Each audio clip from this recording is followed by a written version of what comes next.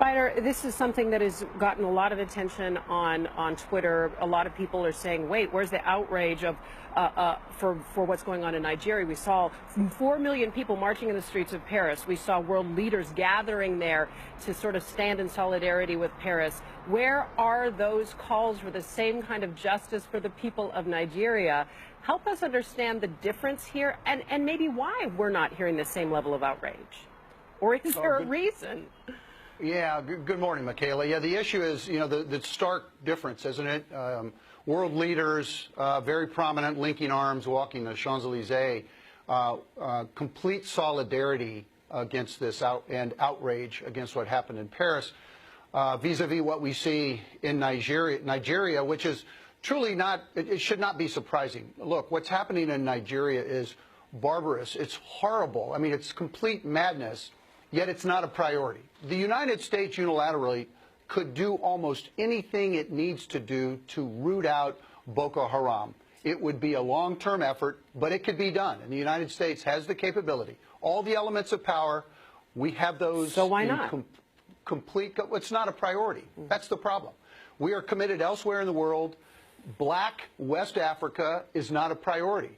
Very stark, very hard to say, but that's the case right now. It's a regional issue. If we were to see Boko Haram appear in some other region of the world, white Africa, which is North Africa, or in the Mideast in some way, we would be alarmed. But it's a regional issue. It recruits regionally. There's a limitless supply of radicals in that part of the world that are willing to do these incredibly barbarous acts.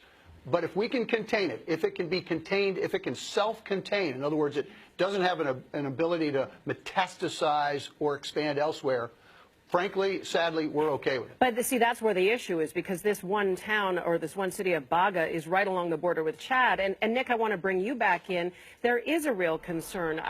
President Goodluck Jonathan sent his sympathies to Paris, yet he said nary a word about what happened in that border town where there was a slaughter of some reports saying 2,000 people. This is radical terrorism, seemingly unfettered. Unfettered and metastasizing for that reason. We've heard that from the Archbishop of Jos here, an influential figure, saying exactly that. Look, here you have Boko Haram in Nigeria. They've just struck across the border in Cameroon. They've got the freedom of access into Chad, across to Niger to the north.